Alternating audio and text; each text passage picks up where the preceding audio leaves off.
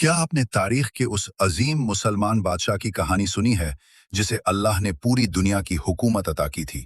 حضرت ذوالقرنین، ایک ایسے فاتح جنہیں اللہ نے ہر کام کے وسائل اور حکمت دی تھی۔ انہوں نے اپنا پہلا سفر مغرب کی طرف کیا، جہاں انہیں ایک ایسی قوم ملی جو کفر میں ڈوبی ہوئی تھی۔ وہاں انہوں نے اللہ کے نظام کو قائم کیا، ظالموں کو سزا دی اور نیک لوگوں کو عزت اور امن کا وعدہ دیا۔ پھر انہوں نے مشرق کا رخ کیا۔ وہاں انہوں نے ایک ایسی قوم دیکھی جن کے پاس دھوپ سے بچنے کے لیے نہ گھر تھے نہ کپڑے۔ حضرت ذوالقرنین نے ان کی زندگی کو بدلا اور انہیں تعمیر کا درس دیا، مگر ان کا اصلی امتحان ابھی باقی تھا۔ وہ ایک ایسی جگہ پہنچے جہاں دو پہاڑوں کے بیچ سے ایک ایسی مخلوق نکلتی تھی جو صرف تباہی جانتی تھی۔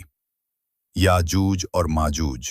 یاجوج اور ماجوج کے ظلم سے پریشان لوگوں نے ذوالقرنین سے فریاد کی، ہمیں ان شیطانوں سے بچائیے۔ ذوالقرنین نے لالچ نہیں کیا۔ انہوں نے فرمایا، تم صرف اپنی جسمانی محنت سے میری مدد کرو۔ پھر لوہے اور پگھلے ہوئے تانبے سے ایک عظیم دیوار کھڑی کر دی۔ یہ دیوار اتنی مضبوط تھی کہ یاجوج ماجوج نہ اسے توڑ سکے نہ اس پر چڑھ سکے۔ انہوں نے فرمایا، یہ میرے رب کی رحمت ہے، مگر جب اللہ کا وعدہ آئے گا یہ دیوار ریزہ ریزہ ہو جائے گی، اور وہی ہوگی قیامت کی نشانی۔